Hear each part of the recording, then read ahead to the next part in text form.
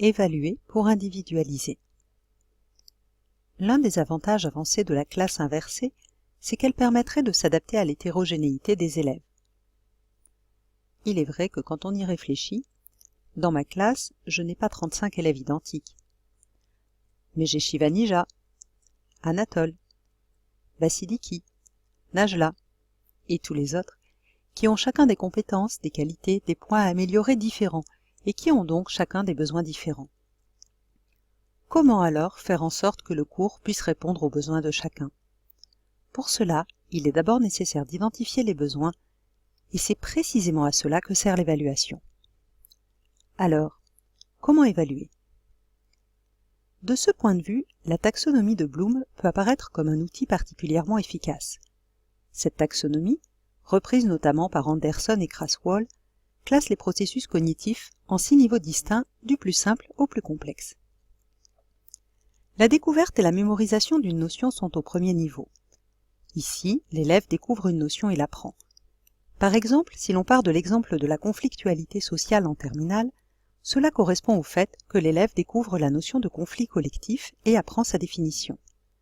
Pour évaluer si ce premier niveau de connaissance est acquis, on peut par exemple donner des consignes du type « choisissez la bonne réponse »,« définissez »,« étiquetez »,« listez »,« identifiez »,« reliez » ou encore « surligner ».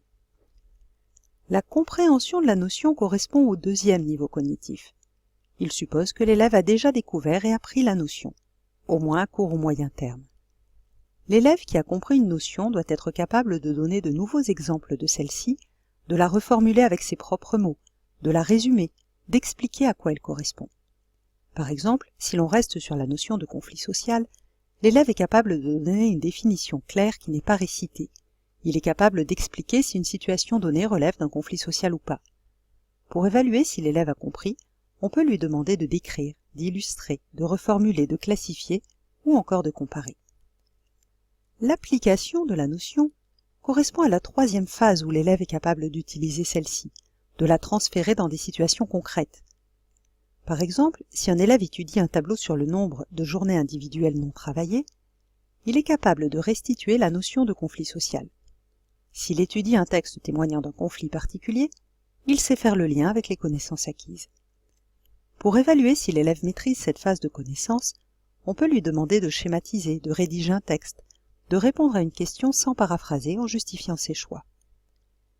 Si ces 3 premières phases d'appropriation des connaissances sont couramment mises en œuvre et évaluées de manière formative dans l'enseignement traditionnel, les 3 phases suivantes, parce que plus complexes et plus chronophages, sont plus souvent laissées au travail en autonomie des élèves, avec une production finale souvent évaluée de manière sommative, ce qui a tendance à accroître les inégalités sociales et scolaires. L'un des principes de la classe inversée vise au contraire à travailler ces premières phases à la maison, en relative autonomie, découverte, compréhension, éventuellement application, pour consacrer l'essentiel du temps de classe, d'une part à remédier aux difficultés de compréhension des élèves les plus fragiles, et d'autre part à mettre l'accent sur les niveaux cognitifs plus complexes. Alors ces niveaux cognitifs plus complexes, quels sont-ils? Le 4e niveau cognitif distingué par Bloom est l'analyse. À ce stade, l'élève devient capable de comparer la notion, de la différencier d'autres, d'en cerner les limites. Sur la notion de conflit social, l'élève, par exemple, est capable de distinguer quels sont les facteurs qui peuvent favoriser la mobilisation, mais aussi pour quelles raisons. Il est capable d'établir des mécanismes, des liens de cause à effet. Il est capable de mettre en relation plusieurs notions les unes avec les autres. Pour évaluer si l'élève a atteint ce niveau cognitif, on peut lui proposer de distinguer l'effet des opinions, de proposer une représentation graphique, de réaliser des schémas d'implication, de déconstruire les différents éléments d'un fait déterminé, de montrer les limites d'un phénomène, de comparer des faits proches ou plus complexes, de découvrir une règle, de tester une hypothèse. Le 5e niveau cognitif est l'évaluation. Ici, l'élève devient capable d'estimer la qualité d'une production en fonction de certains critères déterminés à l'avance. Il peut émettre un vrai jugement critique sur la qualité des arguments présentés, par exemple. Il peut être capable de détecter les éléments inappropriés ou le manque de logique d'un raisonnement. Sur la notion de conflit social, si on reste encore dans cet exemple, l'élève est capable de proposer des pistes d'amélioration sur un plan de dissertation ou de participer à un débat en écoutant les points de vue opposés aux siens et en apportant de nouveaux arguments. Ou encore, l'élève peut analyser un article de journal ou un documentaire en repérant les points de vue sous-jacents. Pour évaluer si l'élève a acquis cette compétence, on peut lui demander de défendre une position, de juger, de commenter, de critiquer, d'argumenter. De ce point de vue, on peut noter d'ailleurs que les outils numériques peuvent être un support privilégié permettant de commenter, de modérer des discussions, de participer éventuellement à des forums. Le niveau cognitif le plus complexe, enfin, est celui de la création ou production d'une œuvre. L'élève est capable alors de réaliser une production propre, montrant sa maîtrise de la notion, sa capacité à la contextualiser, la mettre en relation. Il se l'est vraiment appropriée et peut la restituer dans différents contextes. L'élève à ce moment devient capable de réorganiser les différents éléments qu'il a acquis pour apporter une réponse complexe, mais structurée. Par exemple, l'épreuve du bac, qui est la dissertation, correspond à une telle production originale et nécessite donc que l'élève maîtrise tous les niveaux cognitifs précédents. La réalisation d'une création personnelle au sens large peut être évaluée en demandant à l'élève d'approfondir une question, de rédiger une synthèse, de présenter un exposé, de réaliser une dissertation, voire de proposer des solutions originales à un problème. Ici aussi, les outils numériques peuvent constituer une aide précieuse. Par exemple, à travers l'utilisation de wikis pour réaliser un travail commun, l'évaluer entre pairs et le faire progresser, ou par la réalisation de capsules vidéo, ou de cartes mentales, ou encore la création d'un blog. Cette taxonomie des processus cognitifs peut être mise en relation avec 4 types de connaissances. Les connaissances factuelles, les connaissances conceptuelles, les connaissances procédurales et les connaissances métacognitives. Les connaissances factuelles correspondent au vocabulaire propre à une discipline et à la description de faits significatifs. Si l'on reste sur l'exemple du conflit social, les connaissances factuelles sont celles relatives au nombre de journées individuelles non travaillées, à la répartition des conflits selon les différentes branches d'activité, aux transformations des modalités de la contestation, etc. Les connaissances conceptuelles sont celles qui nécessitent de maîtriser des notions, leurs caractéristiques propres et les relations qui existent entre elles, corrélation, lien de cause à effet, mécanisme. Ces connaissances nécessitent donc un niveau d'abstraction plus élevé. Sur le conflit social, il s'agira par exemple du concept du paradoxe de l'action collective, ou de celui de répertoire d'action collective. Les connaissances procédurales renvoient à une suite d'étapes nécessaires pour réaliser une tâche. Par exemple, la démarche scientifique, la démarche argumentative, la démarche de la dissertation correspondent à des connaissances procédurales. Les connaissances métacognitives, enfin, correspondent à la connaissance qu'a un individu de ses processus cognitifs, c'est-à-dire de la manière dont il apprend, de ses points forts, des éléments qu'il doit améliorer.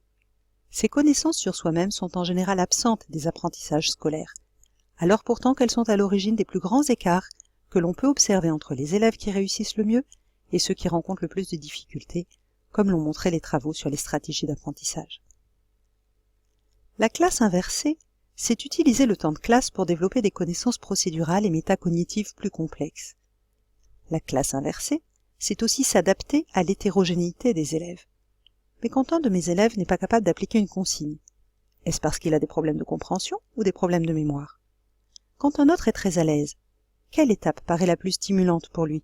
Comment puis-je vérifier que chacun progresse dans ses apprentissages?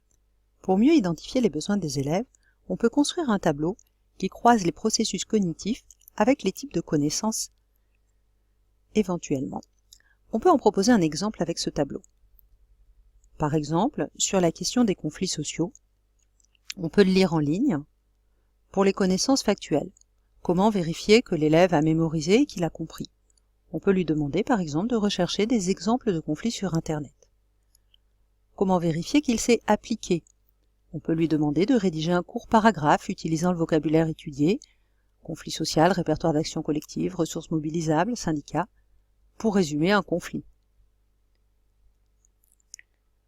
Pour résumer un conflit social particulier. Pour vérifier l'analyse, à la fois des connaissances factuelles mais aussi des connaissances conceptuelles, on peut demander à l'élève, à partir d'un exemple réel, de compléter un tableau distinguant les acteurs de la mobilisation, les motifs de cette mobilisation, le répertoire d'action collective. Pour l'évaluation, on peut lui demander, pour les connaissances factuelles toujours, dans une liste de conflits de nature différente, d'être capable de distinguer les nouveaux mouvements sociaux, et enfin, pour la création, on peut demander à l'élève de proposer des exemples pertinents qui pourraient illustrer chacun des sujets de dissertation ou de C3 qu'on lui présenterait sur cette question.